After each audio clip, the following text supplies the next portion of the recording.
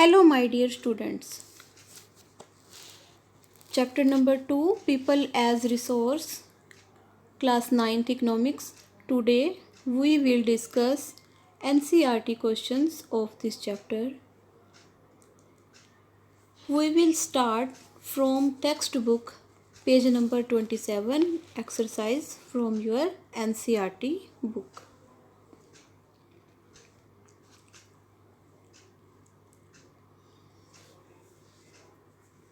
Our first question is, what do you understand by people as resource? People as resource से आप क्या समझते हो? पीपल्स को एक रिसोर्स क्यों कहा जाता है?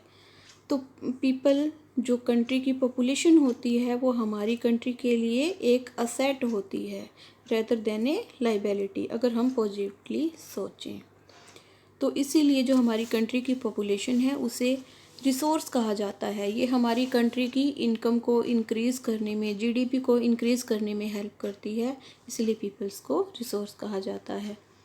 People as a resource is a way of referring to the country's working people. People as a resource एक तरीका है हमारी कंट्री की वर्किंग पॉपुलेशन को रेफ़र करने का in the term of their existing productive skills and ability, उनकी skills और एबिलिटीज़ के बारे में एक्सप्लेन करने में। Because of humans contribute to GDP, human beings GDP को इंक्रीज़ करने में हेल्प करते हैं, कंट्रीब्यूट करते हैं, इसीलिए उनको रिसोर्सेज कहा जाता है। They are also considered as resource. Yes, our second question is, how is human resource different from other resources like land and physical capital? Human beings land and capital जो other resources होते हैं उनसे different किस तरह से है, अलग कैसे है? तो सबको पता है कि जो ह्यूमन बींग्स होते हैं वही जो अदर रिसोर्सेज होते हैं, नेचुरल रिसोर्सेज होते हैं, उनका यूज़ करते हैं, चाहे वो लैंड हो या फिज़िकल कैपिटल हो। तो लैंड, वाटर, फिज़िकल कैपिटल या नेचुरल रिसोर्सेज अपने आप में कुछ भी नहीं है, ये अनयूटिलाइज रह जाएंगे अगर ह्यूमन बींग्स इनका यूज ना करें। So in our answer we will write, land, water, forests and minerals are resources which are essential for the growth, progress and development of human society. Land, water, forest और minerals resources हैं जो human society की development, progress और growth के लिए essential हैं, ज़रूरी हैं। However these resources become usable only when the human beings use them.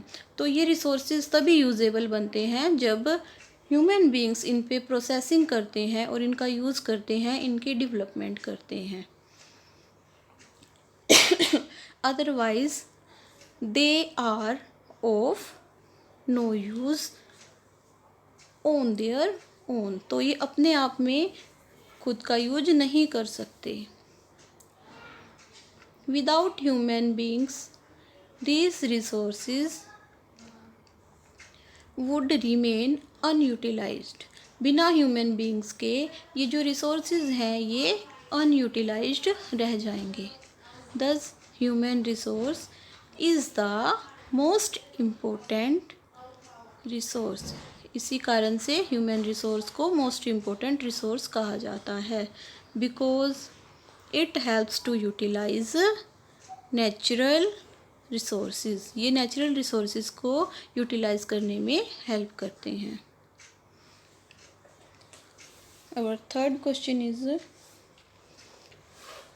What is the role of education in human capital formation?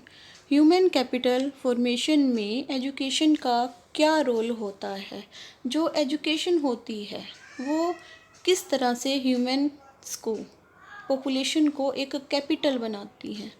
सबको पता है एजुकेशन होती है जो वो ह्यूमन बींग्स की, इंडिविजुअल्स की स्किल्स को डेवलप करती है, उनकी क्वालिटीज़ को बढ़ाती है, उनकी एबिलिटी को इंक्रीज़ करती है, जिस कारण से वो ज़्यादा प्रोडक्शन करते हैं, उनकी इनकम भी इंक्रीज़ हो जाती है।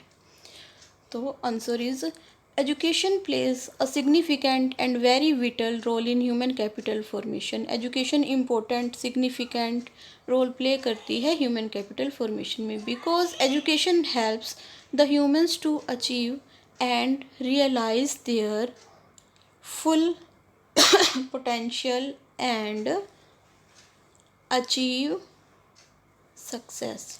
क्योंकि ह्यूमन जो एजुकेशन होती है ह्यूमन बींग्स को अपनी पोटेंशियल एबिलिटी का पता करने में हेल्प करती है, और इसी कारण से ह्यूमन बींग्स लाइफ में सक्सेसफुल होते हैं in form of higher income. किस फॉर्म में सक्सेसफुल होते हैं?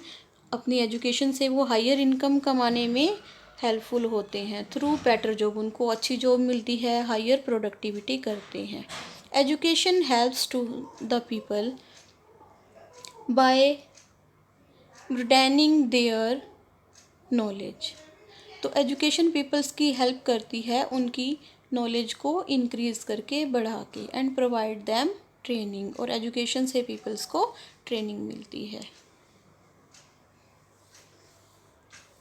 Our fourth question is what is the role of health in human capital formation. Human capital formation में हेल्थ का क्या रोल होता है? अगर ह्यूमन बींग्स हेल्थी होंगे तो वो प्रोडक्शन ज़्यादा करेंगे तो इनकम ज़्यादा होगी. अगर एक पर्सन की इनकम ज़्यादा होगी तो कंट्री की इकोनॉमी स्ट्रॉन्ग होगी. तो हेल्थ भी इम्पोर्टेंट रोल प्ले करती है ह्यूमन कैपिटल फॉर्मेशन में. Health plays an important role in human capital formation for the following reasons. जो हेल्थ इम्पोर्टेंट रोल प्ले करती है फॉलोइंग रीजन से ह्यूमन कैपिटल फॉर्मेशन में. First one is only a healthy person can perform to his full potential. सिर्फ जो healthy person होता है वो अपनी कैपेसिटी का फुल यूज कर सकता है.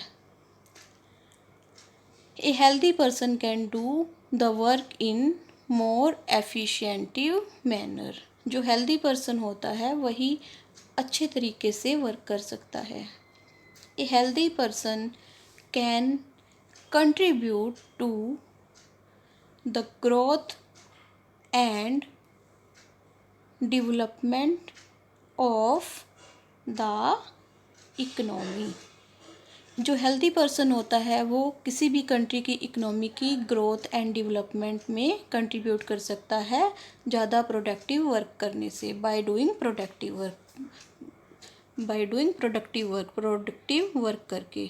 N unhealthy person become a liability for an organization. जो अनहेल्दी पर्सन होता है वो किसी भी ऑर्गेनाइजेशन के लिए एक लाइबिलिटी, रिस्पॉन्सिबिलिटी बन जाता है, बर्डन बन जाता है. Indeed health is an indispensable basis for realizing one's well being.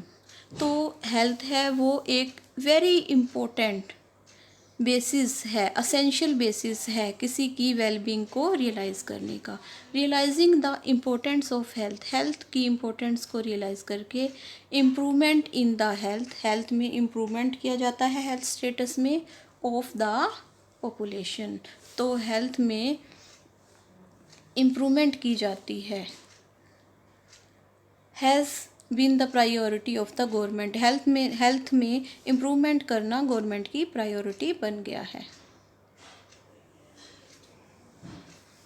Our next question is fifth question. What part does health play in the individual's working life?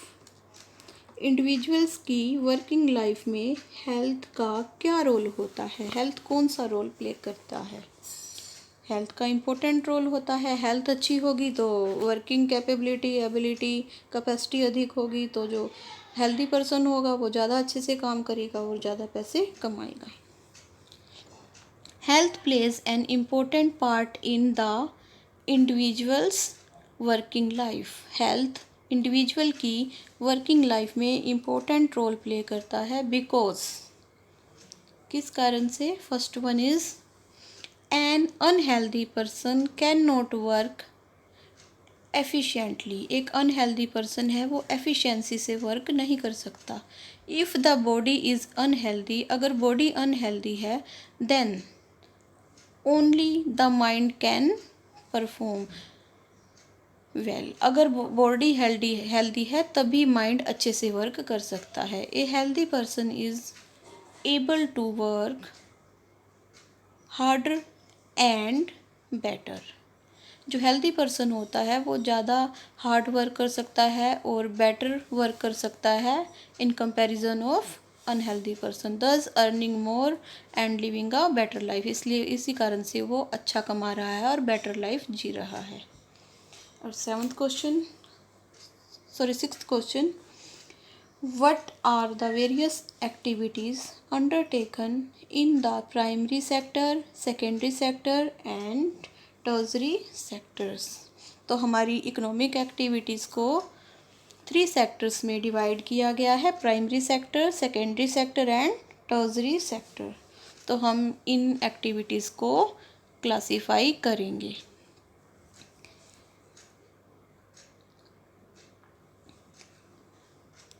First is primary sector.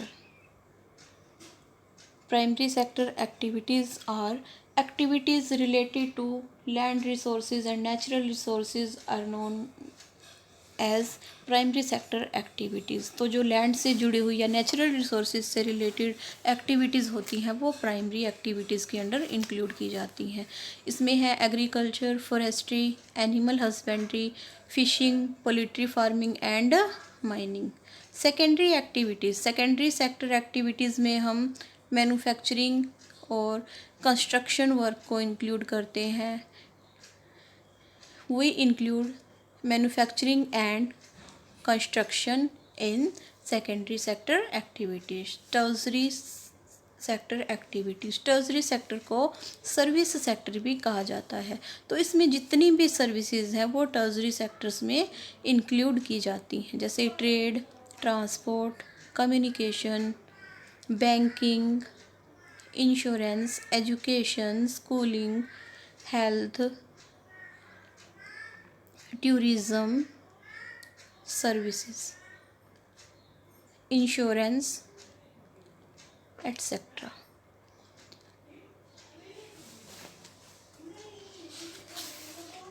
Our next question is, what is the difference between economic activities and non-economic activities? Economic activities and non economic activities में क्या difference होता है? तो मैंने आपको chapter में explain किया था कि जो एक्टिविटीज़ पैसा कमाने के लिए की जाती हैं वो इकोनॉमिक एक्टिविटीज़ होती हैं। जो एक्टिविटीज़ सेल्फ कंजम्पशन के लिए, सेल्फ यूज़ के लिए की जाती हैं वो नॉन इकोनॉमिक एक्टिविटीज़ होती हैं। तो जो इकोनॉमिक एक्टिविटीज़ होती हैं वो हमारी नेशनल इनकम को इंक्रीज़ करती हैं, इकोनॉमिक गेंस के लिए की जाती हैं। The activities which are performed for money and results in economic income are called economic activities. वो एक्टिविटीज़ जो पैसा कमाने के लिए, मनी के लिए की जाती हैं और जिनसे इकोनॉमिक इनकम मिलती है उनको इकोनॉमिक एक्टिविटीज़ कहते हैं।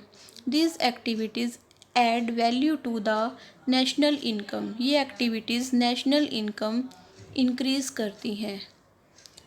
Those activities which are not performed for money, वो एक्टिविटीज़ जो पैसा कमाने के लिए नहीं की जाती उनको नॉन इकोनॉमिक एक्टिविटीज़ कहते हैं and do not result in economic income. और इनसे, इन एक्टिविटीज़ से कोई भी इकोनॉमिक इनकम नहीं होती। इन एक्टिविटीज़ को नॉन इकोनॉमिक एक्टिविटीज़ की कैटेगरी में रखा जाता है। ये एक्टिविटीज़ नेशनल इनकम को इंक्रीज़ नहीं करती। अब next question is, why are women employed in low paid work? Women's को लो पेड वर्क क्यों दिया जाता है? मीन्स वर्क के बदले में कम पैसे क्यों दिए जाते हैं? वुमेन्स अगर मैन के इक्वल भी वर्क करती हैं तो उनकी जो सैलरी होती है इन कंपैरिजन ऑफ मैन वो कम क्यों होती है? A majority of women in India have very less education. जो हमारी कंट्री में जो ज़्यादातर फीमेल्स हैं उनके पास लेस एजुकेशन होती है और लो स्किल फॉर्मेशन होती है, मीन्स वो स्किलफुल नहीं होती। And thus they perform mainly unskilled labour and get low income. तो वो अनस्किल्ड लेबर का वर्क करती हैं और उनको लोअर वेजेस मिलते हैं। बीइंग लेस एजुकेटेड होने के कारण they are unaware of their rights. उनको अपने राइट्स के बारे में नहीं पता होता। एंड अबाउट मिनिमम वेजेस, और उनको मिनिमम वेजेस के बारे में भी नहीं पता होता जो गवर्नमेंट ने डिसाइड किए होते हैं। और they work in unorganised sector, और या फिर वो उन सेक्टर्स में वर्क करती हैं जो अनऑर्गेनाइज्ड हैं। Where they get low wages, जहाँ पे उनको लो वेजेस मिलते हैं। They are traditionally considered physically weak. उनको फिजिकली वीक कहा जाता है, फिजिकली इन्फीरियर कहा जाता है, कि वो मैन के कंपैरिजन में इन्फीरियर हैं, फिजिकली वीक हैं। And believed to do less work, और ये माना जाता है कि वो मैन के कंपैरिजन में कम वर्क करते हैं। So they are paid less compare to man, इसलिए उनको मैन्स के कंपैरिजन में कम इनकम मिलती है, कम वेज मिलते हैं। Our ninth question is, how will you explain the term unemployment? Unemployment क्या होता है? Unemployment एक ऐसी स्थिति होती है जो पीपल्स वर्क करना चाहते हैं पर उनको वर्क नहीं मिलता, उसे अनएम्प्लॉयमेंट कहते हैं। तो हम डेफिनेशन इस तरह से लिखेंगे, unemployment is said to exist when people are willing to work at the current wages but can not find job. जो पीपल होते हैं वो करंट वेजेस पे वर्क करने के लिए एग्री होते हैं पर उनको जॉब नहीं मिलती, तो वो अनएम्प्लॉय हैं। Our next question is, what is the difference between disguised unemployment and seasonal unemployment? seasonal unemployment और disguised unemployment में क्या डिफरेंस होता है? तो रूरल एरिया में मोस्टली एग्रीकल्चरल फील्ड्स में ये अनएम्प्लॉयमेंट पाए जाते हैं। तो हम इन दोनों में डिफरेंस करेंगे। Disguised unemployment, in case of disguised unemployment people appear to be employed. Unemployment, disguised unemployment के केस में जो पीपल होते हैं वो एम्प्लॉयड अपीयर होते हैं but are actually not employed, पर वास्तव में वो एम्प्लॉयड नहीं होते। समटाइम्स इन एग्रीकल्चर फैमिली, जो कई बार जो एग्रीकल्चरल फैमिलीज़ होती हैं वहाँ पे 8 पीपल आर वर्किंग, 8 लोग किसी वर्क को कर रहे होते हैं इन द फार्म, खेत में। Whereas only 5 are required, पर जो उस काम को करने के लिए 4 पीपल्स की नीड होती है, ज़रूरत होती है उसी सेम वर्क को करने में। Thus 3 persons आर सरप्लस, तो जो 3 पीपल हैं वो सरप्लस हैं, एक्स्ट्रा हैं। दे आर नॉट नीडिड, उनकी ज़रूरत नहीं है ऑन द फार्म, उस खेत में काम करने के लिए। They also do not help to increase the production, वो प्रोडक्शन को इंक्रीज़ करने में भी हेल्प नहीं करते। Third point is, if these 3 extra persons, अगर इन 3 एक्स्ट्रा पर्सन्स को हटा भी दिया जाए तो उस टोटल प्रोडक्शन में कोई भी फ़र्क नहीं पड़ेगा। If these 3 persons are removed from the farm, the production from the farm will not decrease, तो जो प्रोडक्शन है फार्म का वो डिक्रीज़ नहीं होगा। Therefore, these three persons are disguised unemployed.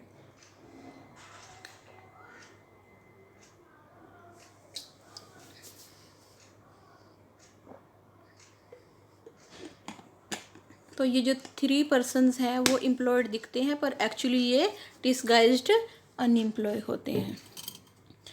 Seasonal unemployment.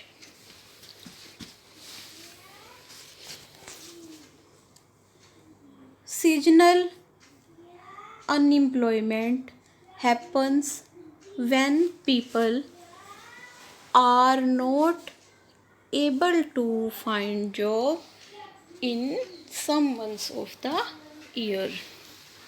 Seasonal unemployment तब हैपन होता है जब लोग साल के कुछ महीनों में जॉब फाइंड नहीं कर पाते. People dependent upon agriculture usually face such a kind of problem. जो people agriculture पे डिपेंड करते हैं वो इस तरह की प्रॉब्लम्स को फेस करते हैं. There are certain busy seasons. तो स्पेसिफिक बिजी सीजन्स होते हैं जैसे सोइंग हार्वेस्टिंग का सीजन होता है तब तो इनको जॉब मिल जाती है. अदरवाइज़ जो रिमेनिंग मंथ्स होते हैं वो उनमें अनएम्प्लॉय होते हैं तो उनको अपने एम्प्लॉयमेंट के लिए किसी और जॉब को देखना पड़ता है. तो these are certain busy seasons when sowing harvesting weeding and threshing is done. तो वो पीपल वर्क ढूंढ लेते हैं. But when the plants are growing there is not such much work. जब प्लांट्स ग्रो हो जाते हैं तो उनके करने के लिए कोई भी काम नहीं होता. During this period they remain unemployed. इस पीरियड के दौरान वो अनएम्प्लॉयड रहते हैं. And are said to be seasonally unemployed. और इनको सीजनली अनएम्प्लॉयड कहा जाता है.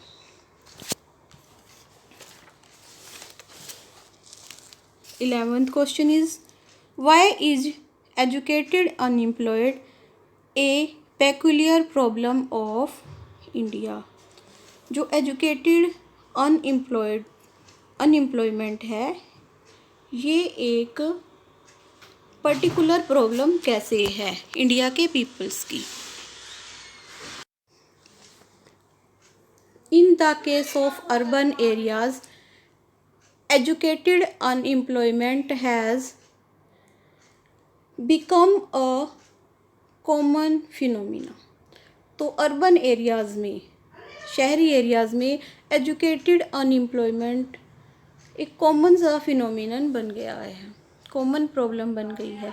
Many urban youth with matriculation graduation and post graduation degrees are not able to find a job.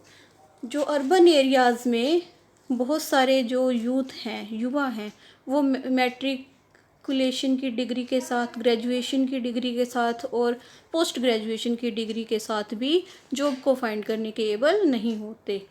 Study showed that unemployment of graduates and post graduates has increased faster than among matriculates. तो एक study की गई जिसके दौरान ये पता लगाया गया कि जो ग्रेजुएट और पोस्ट ग्रेजुएट्स हैं उनमें अनएम्प्लॉयमेंट ज़्यादा है मैट्रिकुलेट्स जो 10th पढ़े हुए हैं उनके कंपैरिजन में. A paradoxical man power situation is witnessed as surplus of man power in certain categories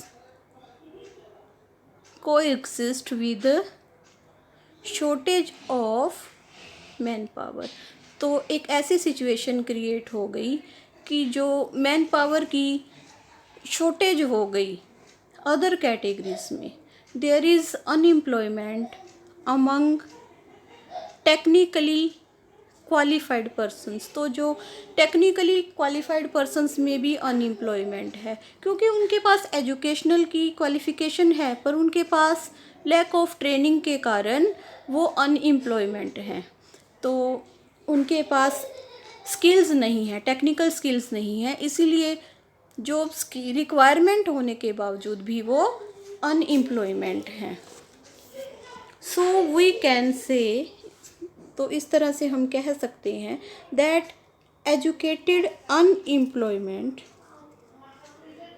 is a peculiar problem of India. India की एक बहुत गंभीर समस्या है। 12th question is, in which field do you think India can build the maximum employment opportunity? किस field में India maximum employment opportunity create कर सकता है?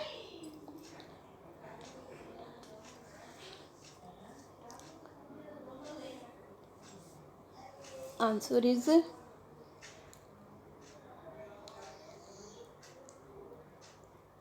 agriculture sector in India is suffering from disguised unemployment. जो India का primary sector है, agricultural sector है, वो डिस्गाइज्ड अनएम्प्लॉयमेंट से सफ़र कर रहा है। So there is no more possibility of further employment. तो उस एग्रीकल्चरल सेक्टर में और ज़्यादा एम्प्लॉयमेंट की कोई भी पॉसिबिलिटी नहीं है। अनएम्प्लॉयड रूरल लेबर, जो अनएम्प्लॉयड रूरल लेबर्स हैं, force is now migrating to cities. तो जो अनएम्प्लॉयड हैं रूरल एरियाज़ के जो लेबर हैं, अब वो माइग्रेट कर रहे हैं सिटीज़ में इन सर्च ऑफ वर्क की तलाश में। इन द इंडस्ट्रियल सेक्टर्स में where many industries have been setup, जहाँ पे बहुत सारी इंडस्ट्रीज़ हैं, वहाँ पे वो वर्क की सर्च में माइग्रेट हो रहे हैं। And has the maximum capacity to provide employment. तो जो इंडस्ट्रियल सेक्टर है उसके पास बहुत सारी कैपेसिटी है पीपल्स को एम्प्लॉयमेंट प्रोवाइड करने की। The educated unemployed can also find jobs in the service sector. जो एजुकेटेड अनएम्प्लॉयड है वो सर्विस सेक्टर, जो टर्शरी सेक्टर है, उसमें भी एम्प्लॉयमेंट की सर्च कर सकते हैं, एम्प्लॉयमेंट ढूंढ सकते हैं। 13th question is,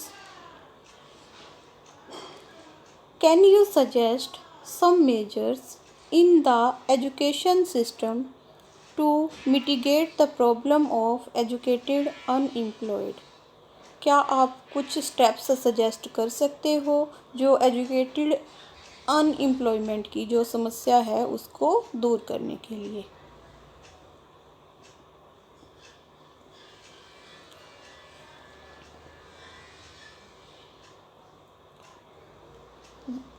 answer is vocational education.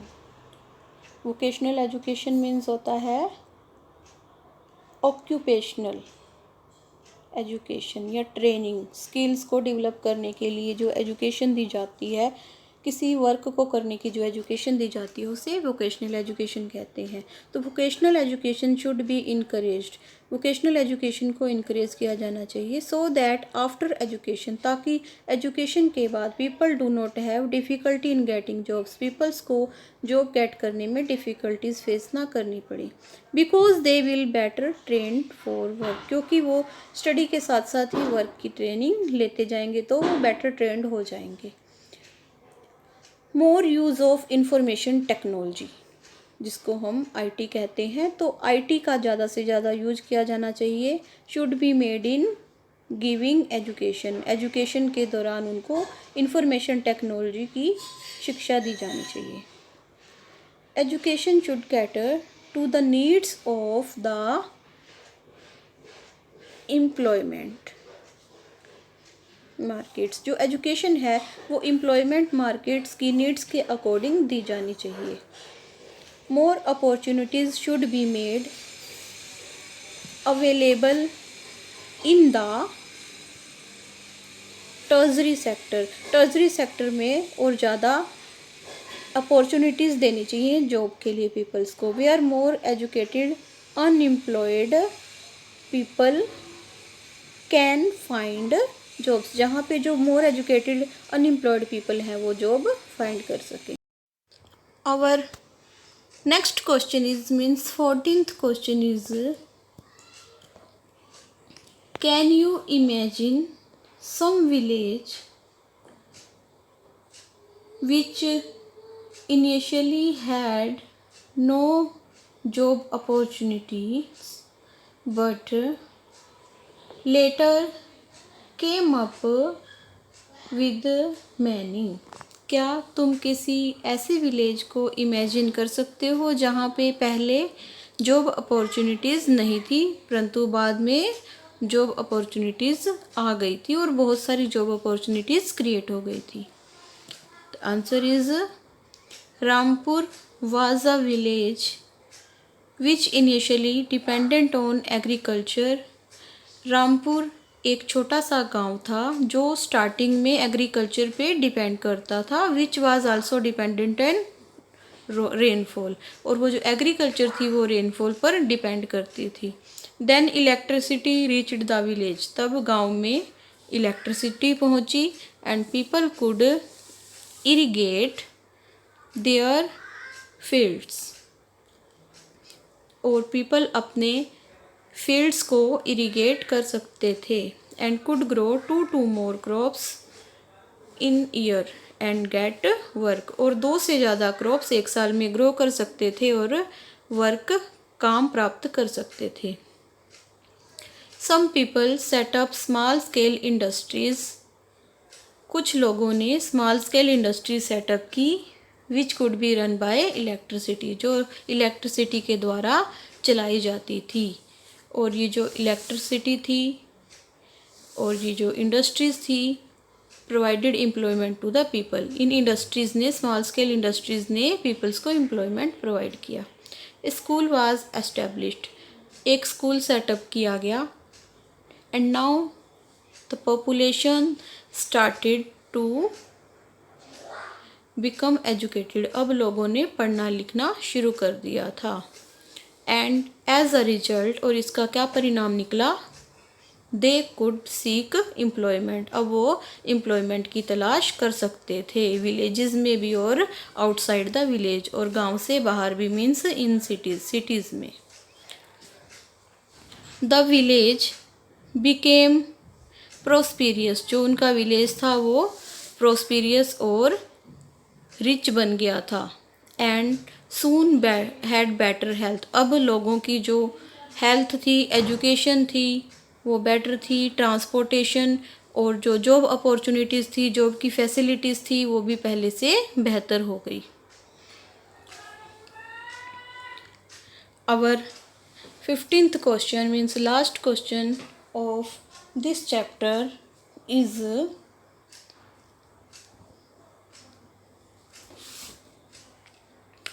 which capital would you consider the best, land, labor, physical capital और human capital।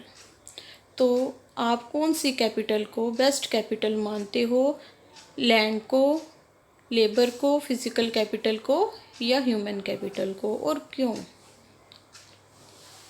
सभी को पता है कि human capital is better than all Capitals because human beings use land and physical capital. Land, labour, physical capital and human capital R very important for the growth and development of the society. तो जो land, labour, physical capital और human capital है वो human society की growth and development के लिए important है और इंडिया की इकोनॉमी के लिए भी इम्पोर्टेंट है। In the absence of any of these resources we can not hope too much progress. इनमें से किसी भी एक रिसोर्स की एब्सेंस में हम प्रोग्रेस के बारे में होप नहीं कर सकते। सो दे आर वेरी इंपॉर्टेंट, इसीलिए सभी के सभी बहुत इम्पोर्टेंट है। However human capital is the most important, human capital सबसे इम्पोर्टेंट है because all other types of capital can be utilized only by humans, क्योंकि जो बाकी अदर्स कैपिटल्स हैं वो ह्यूमंस के द्वारा यूटिलाइज किए जाती हैं, ह्यूमन बीइंग्स ही उनको यूटिलाइज करते हैं. If humans do not develop and process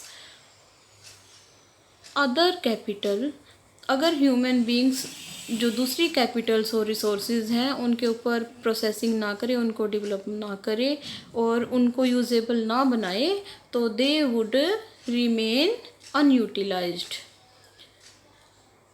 they would remain under developed and unutilized, वो अनयूटिलाइज्ड और अंडर डेवलपमेंट ही रह जाएंगे. Because on their own they are useless, क्योंकि वो अपने आप में यूजलेस हैं and of no use to anybody, और ना ही वो किसी के काम के हैं.